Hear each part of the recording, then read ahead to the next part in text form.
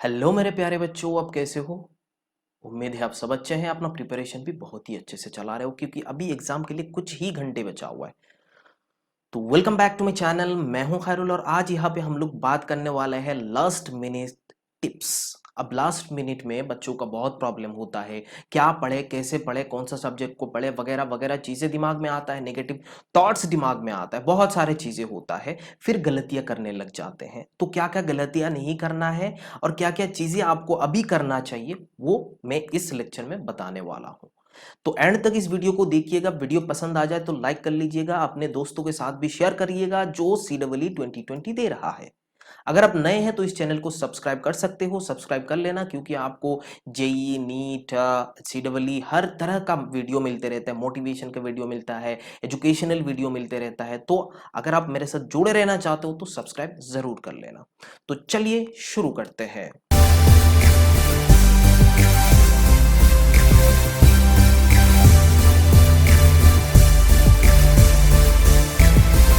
तो बच्चों सबसे पहले हमें कुछ चीजें समझना पड़ेगा। कुछ चीजें जैसे होता है, मैंने पहला लाइन ही मैंने लिखा कि solving 40% is better than chasing 100%। Solving 40% is better than chasing 100%। इसका मतलब ये है, बहुत बच्चों का ये प्रॉब्लम होता है कि वो 60% सिलेबस को कवर करके जाता है, कुछ स्टूडेंट होते 50% को, कुछ स्टूडेंट 40% को। लेकिन ये ऐसे लगाते हैं, उतना कॉन्फिडेंस को नीचे गिरा देते हैं कि बोलते हैं कि हमने तो 100% सॉल्व नहीं करा, 100% सिलेबस को हमने कंप्लीट नहीं करा, तो हमें सिलेक्शन मिल सकता है कि नहीं सर। कमेंट में भी बहुत सारे ऐसे कमेंट्स हैं, तो आप जाके देख भी सकते हो।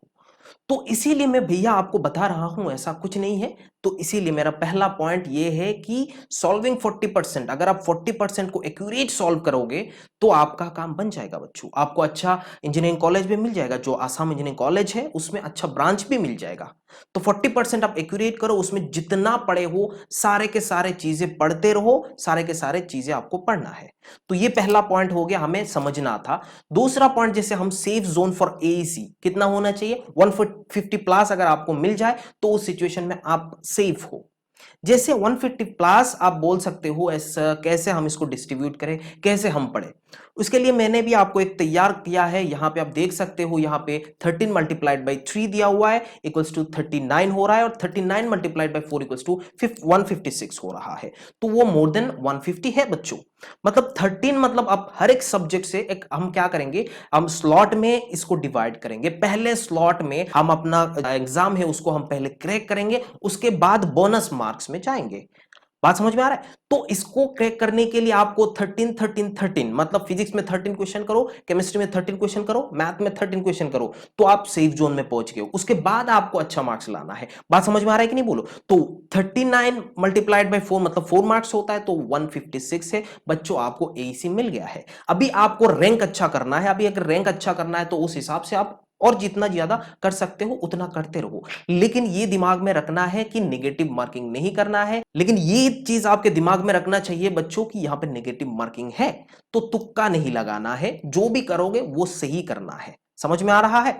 तो ठीक है, अभी हम कुछ टिप्स के बारे में बात करते हैं, जैसे एंड वक्त में हमें क्या क्या चीजें करना चाहिए ताकि हमें मिनिमम इतना मार्क्स मिल जाए। उससे ज्यादा भी आपको मिलेगा, मैं ये गारंटी के साथ बोल सकता हूं, अगर इसको फॉलो करोगे उससे ज्यादा आपको मिलेगा, लेकिन मिनिमम 150 आपको मिलना ही मिलना है। बात समझ में आया।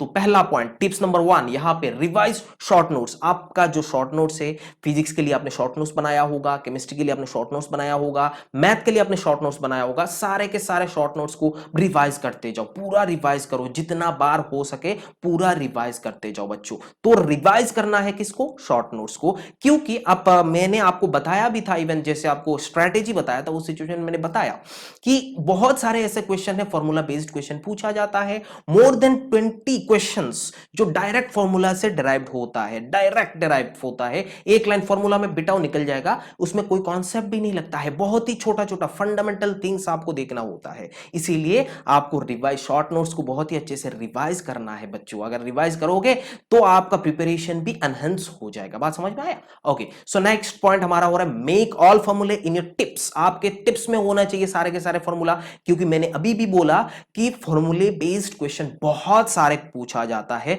तो अगर फॉर्मूला आपको पता है तो आप हर एक सब्जेक्ट में मोर देन 20 क्वेश्चंस बना सकते हो। बात समझ में आ रहा है कि नहीं? तो फॉर्मूले को अच्छे से याद रखना है। ओके, सो थर्ड पॉइंट बच्चों यहां पे एनसीईआरटी समरी। जैसे आप देख सकते हो केमिस्ट्री में मैं इनऑर्गेनिक एंड ऑर्गेनिक केमिस्ट्री को मैं पूरा का पूरा बोलूंगा, आप एनसीईआरटी को पढ़ो। इवन फिजिकल केमिस्ट्री भी आपको एनसीईआरटी पढ़ना चाहिए, है ना।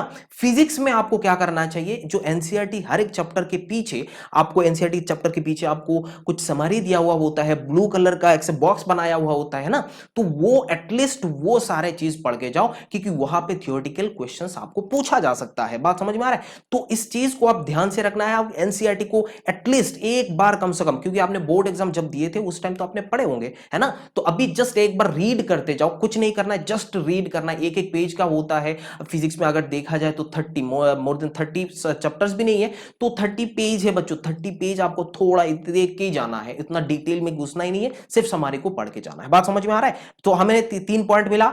चौथा पॉइंट हमारा क्या है? Focus only your strength. Focus only on your strength बच्चों। आपका जो स्ट्रेंथ है, आपने जो जो चैप्टर्स आपने पढ़ा है, जो जो चैप्टर्स आपका स्ट्रांग है, उसी चैप्टर्स को आप फोकस करो। ज्यादा चीजें पढ़ने का जरूरत नहीं है। जैसे मैंने शुरुआती में ही बोला था, solving 40% is better than chasing 100%। Keep it in your mind. Okay, so focus करना है आपका स्ट्रेंथ पे। जो जो सब्जेक्ट चैप्टर आपका स्ट्रांग पॉइंट है उसको आपको देखना है, और सबसे पहले एग्जाम में भी वही करना है। बात समझ में आ रहा है? एटलीस्ट आप सारे के सारे क्वेश्चंस को, 120 क्वेश्चंस को आपको देखना है, आपको पता चलेगा, तभी तो आपको पता चलेगा। अगर 120 क्वेश्चंस ही आप नहीं देखोगे तो पता ही नहीं चलेगा कौन सा क्वेश्चन इजी था, कौन सा फॉर्मूले में आपने घुसा दिया। बात समझ में आ रहा है?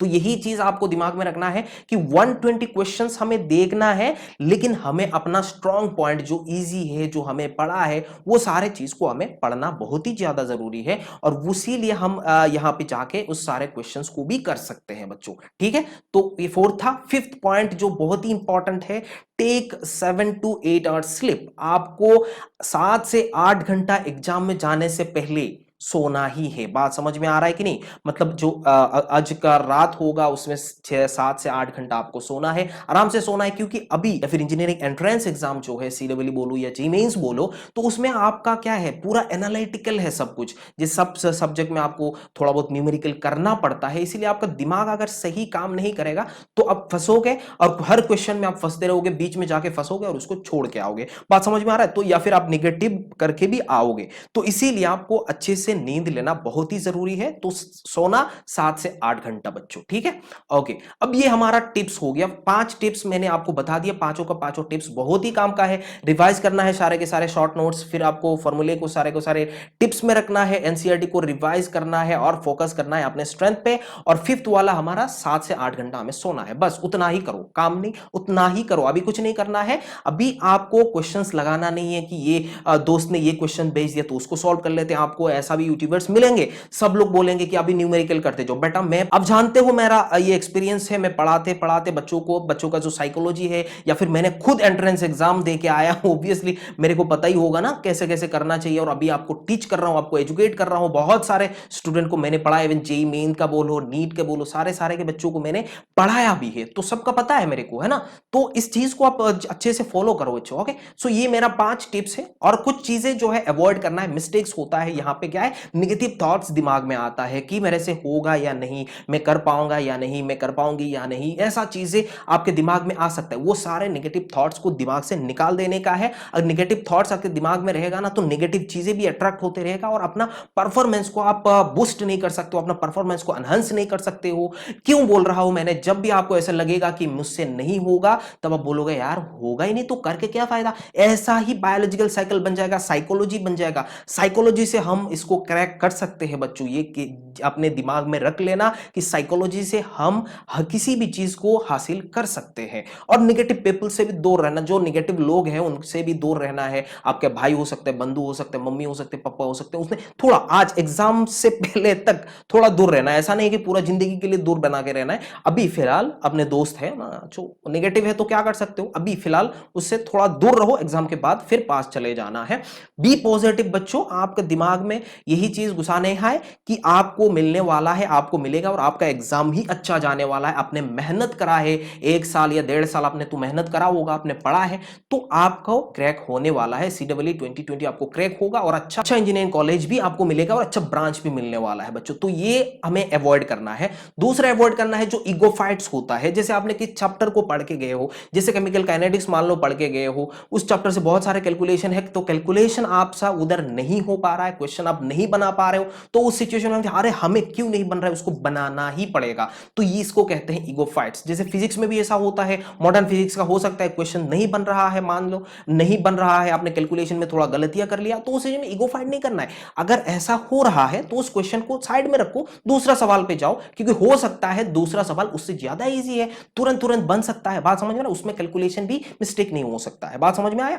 तो ये हो मेरा दूसरा पॉइंट जो है उसको अवॉइड करना है बच्चों, keep it in your mind. Okay, third point बच्चों, नो न्यू टॉपिक्स। अभी आपको एक भी नया टॉपिक नहीं पढ़ना है, एक भी नहीं पढ़ना है। प्लीज आप नया टॉपिक मत पढ़िए, आप फंस जाओगे बच्चों में। जो जो चीजें आपको बताया वो सारे चीज को अगर अपना लोगे ना तो अच्छा आपको मार्क्स मिल जाएगा। और साइकोलॉजी मैटर्स बच्चों, अगर साइकोलॉजी आपका सही है ना तो आपको क्लियर हो जाएगा। CEE 2020 आपका क्लियर हो ही जाएगा। मैं बता रहा हूं, मेरा एक्सपीरियंस से मैं आपको बता सकता हूं। बात समझ में? मैं अच्छे तरीके से आपको ट्रैक दे रहा हूं, इस तरीके से आपको चलना है। समझ में आया? मैं ऑफलाइन कोचिंग में पढ़ाता हूं सारे बच्चों के साथ में, हमेशा ऐसा बातें करते रहता हूं तो बच्चे मोटिवेट होते हैं और बच्चे वही चीज को ही अपनाते हैं। ये मेरा एक्सपेरिमेंट है, मैंने एक्सपेरिमेंट भी करा है, अच्छा बच्चों ने सक्सेस किया है। बात समझ में आया? तो हमेशा ऐसा ही बोलता हूं मैं, अपना जो बच्चे होते हैं उनसे मैं ऐसा ही बात करता हूं कि ऐसा ऐसा करो, ऐसा ऐसा करो, तो इन लोग विश्वास कर लेते हैं और पूरा करते हैं और अच्छा मार्क्स भी ले आते हैं और क्वालिफाई भी कर लेते हैं। बात समझ में आ रहा है? CEE के बाद में आप जरूर मेरे को बोलोगे हाँ सर आपने सही बोले थे, हमने अपना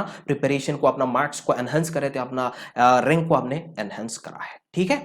ओके बच्चों, so wish you all the best बच्चों। अपना ख्याल बहुत ही अच्छे से रखना है, प्रेशर नहीं लेना है, बी पॉजिटिव बच्चों, कीप काम। अगर काम नहीं रहोगे तो काम नहीं होने वाला, यही मंत्र आपके दिमाग में रखना चाहिए। काम नहीं रहोगे तो काम नहीं होने वाला है। Solving 40% is better than chasing 100%, keep it in your mind. यही दो मंत्र अगर आपके दिमाग में रह जाएगा ना तो आपसे छाप बहुत ही लंबा छलांग मार सकते हो बच्चों। Okay, all the best.